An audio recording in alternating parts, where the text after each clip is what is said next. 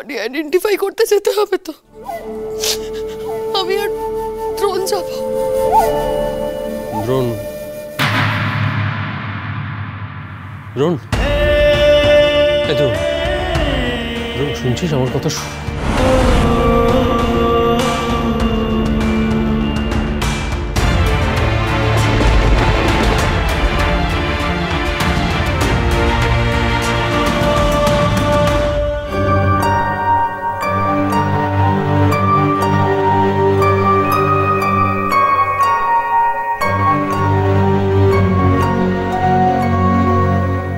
Doctor কি বুঝলেন?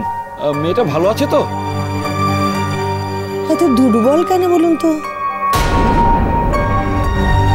আপনার জন্য একটা ভালো খবর আছে।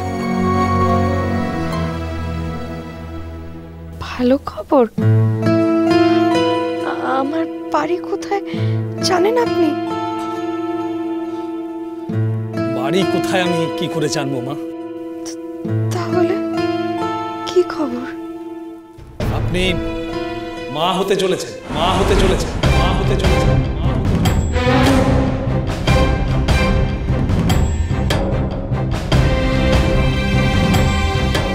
নাও ঠেলা, এক রামে রক্ষে নেই, সুগ্রীব দোসর।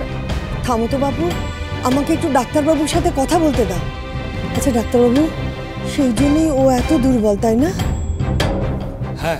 আহারে, এই অবস্থায় পথে পথে ঘুরে বেরিয়েছে, ভালো করে খাওয়া দাওয়া হয়নি। এই সময় কিন্তু ওর কয়েকটা জিনিস অত্যন্ত জরুরি। পর্যাপ্ত পরিমাণ রেস্ট, ভালো খাওয়া দাওয়া এবং মন ভালো রাখা। সে আমি জানি। আমি তাহলে এখন চলি। ডাক্তারবাবু, এটা রাখো। আমরা তো ডাক্তারকে এগিয়ে দিয়ে আসি।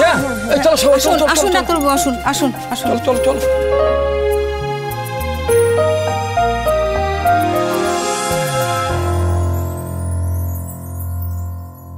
আমি জানতাম কিছু না কিছু গন্ডগোল আছে, ঠিক সেই গন্ডগোল বেরোলো তো। এখন মোড়ো একটা পথই মেয়েকে নিয়ে। শোনো, আমি ভালো কথা বলছি, যদি ভালো চাও তো রাত্রের মধ্যেই এই মেয়েকে ঘর থেকে বিদায় করো। রাতের বেলায় বার করে দেবো? এই ছাড় তো তোর বউয়ের কথা। হ্যাঁ, ছাড়বে তো বটেই। গরিবের কথা না বাসি হলে সত্যি হয়। এই মেয়ে, তোর বাচ্চার বাবাকে সেটা মনে আছে তো, নাকি সেটাও ভুলেছিস?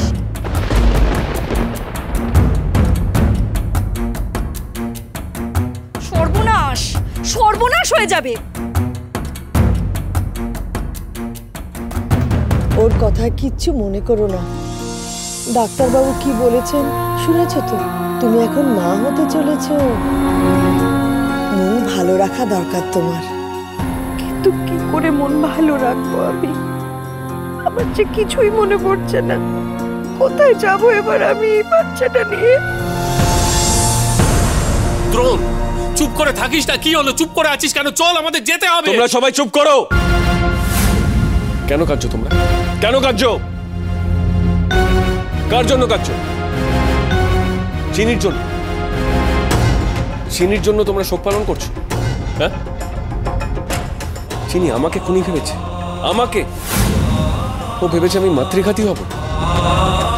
আমার সম্পর্কে যার এই ধারণা, তার জন্য তোমরা কাঁদছো। হঠাৎ করে আমি এত খারাপ হয়ে গেলাম যে আমার সন্তানের মা হতে চাইনি চিনি। নিজের হাতে নিজেকে আর আমাদের ভালোবাসার সন্তানকে শেষ করে দিল। না, এমন একজনের জন্য আর কেউ এক ফোঁটা চোখের জল ফেলবে না, একদম না। আমি আর যেন না দেখি।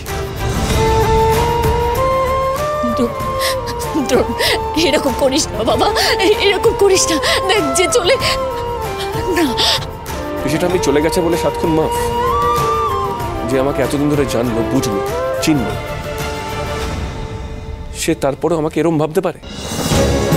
যে আমাকে এত বড় অপবাদ দিতে পারে, তার প্রতি আমার কোনো কষ্ট হচ্ছে না, রাগ হচ্ছে। আমি মর্গে যাব না। আচ্ছা ঠিক আছে, চিনির উপর তো রাগ দেখানোর দরকার, রাগ পরে দেখাস, কিন্তু এখন মর্গে চল। চল না ছোট, ওর মুখ আর আমি কোনোদিন দেখতে চাই না। কি বলছিস? কোনোদিন না ছোটকা, কোনোদিন না। কি বলছিস? বডিটা আইডেন্টিফাই করতে কে করবে? ছোটকা, ও কিরকম এতদিন ধরেও আমি ওর সঙ্গে থেকে আমি ওকে আইডেন্টিফাই করতে পারিনি। আমি বুঝতেই পারিনি যে আমার সম্পর্কে এরকম ভাবতে পারে। না, ওর মৃতদেহ আমি আর দেখতে যাব না, জীবনেও না, আর কোনোদিনও না। দ্রোণ, দ্রোণ কথাটা শোন। দ্রোণ, দ্রোণ কি করছিস?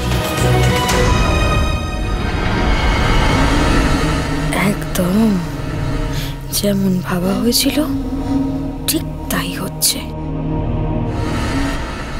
বেশ, আমি তাহলে যাই মর্গে। বাড়ি থেকে তো আর তো কেউ যাওয়ার নেই।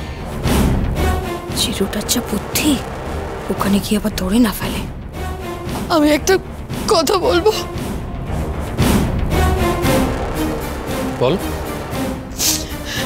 দেখ চিরু, তুই তো চিনিকে খুব ভালোবাসতিস, বল, নিজের ছোট বোনের মতো। আর পুলিশ যা বলে গেল তাতে তো ওর বডিটা নাকি একেবারে ছিন্ন ভিন্ন হয়ে গেছে, মুখ পর্যন্ত চেনা যাচ্ছে না। তুই বোধহয় এগুলো সহ্য করতে পারবি না চিরু। তোর যাওয়ার দরকার নেই, কারোর যাওয়ার দরকার নেই। আমি যাচ্ছি।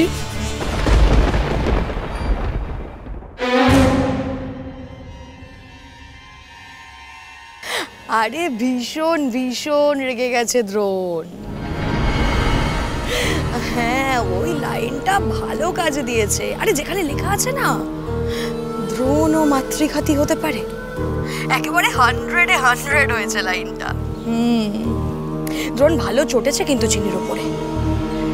এইবারে মনে হচ্ছে দ্রোণের মন থেকে চিনির নামটা একেবারে মুছে দেওয়া যাবে। যাক, ফাইনালি এতদিনে আমার পথের কাটা দূর হলো। যদি না চিনি আবার ফিরে আসে। আন্টি ভেবো না, আমি সমস্ত ব্যবস্থা করে ফেলেছি। তাছাড়া মাকে বলেছি, মা সমস্ত বিষয়টা দেখছে, সবসময় পুলিশের সাথে যোগাযোগ রাখছে। মা পুরো বিষয় দেখে নিচ্ছে যাতে চিনি কিছুতেই তোমাদের বাড়িতে ফিরে না আসতে পারে। আর পুলিশ এখনো খুঁজে পায়নি। এখনো যখন পাইনি, আমার মনে হয় না আর চিনিকে খুঁজে পাবে। সত্যিই চিনি মরেছে। ভালোই হলো, নিজের হাতে আমাকে আর কাজটা করতে হলো। বলছিলাম আন্টি, তাহলে এবার তুমি তোমার কাজটা করে ফেলো। ড্রোন এখন রেগে আছে, এখন ড্রোনের মন থেকে চিনিকে সরিয়ে আমার রাস্তাটা ক্লিয়ার করে দাও। অনেক দিন ধরে অপেক্ষা করেছি, অনেক অনেক দিন। এবার আমি ড্রোনের বউ হবই।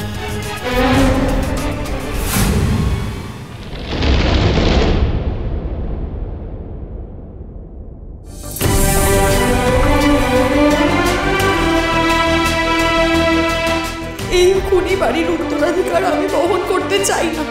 চাই না এই পৃথিবীর আলো দেখাতে। বড় মালিক যেমন কর্তামাকে মারতে চেয়েছিল, শুনো হয়তো একদিন তেমনই মাতৃঘাতী হবে। এটা তুমি কি করলে? কি করে করতে পারলে তুমি এটা? যদি এটাই তোমার মনের কথা হয়ে থাকে,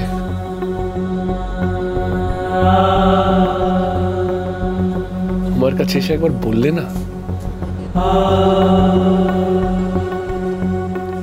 কি করলে তুমি এটা চিনি?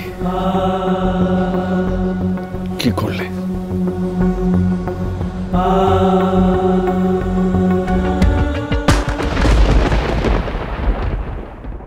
কেন লাইট জ্বালাচ্ছ? বন্ধ করো, ভালো লাগছে না আমার। ভালো, খুব ভালো।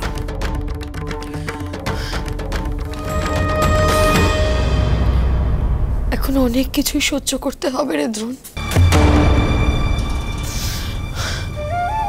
আমি তোর মনের অবস্থাটা বুঝতে পারছি।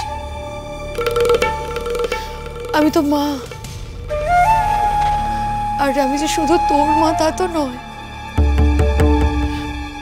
আমি তো চিনিরও মা ছিলাম। বল, মেয়েটার জন্য আমার তো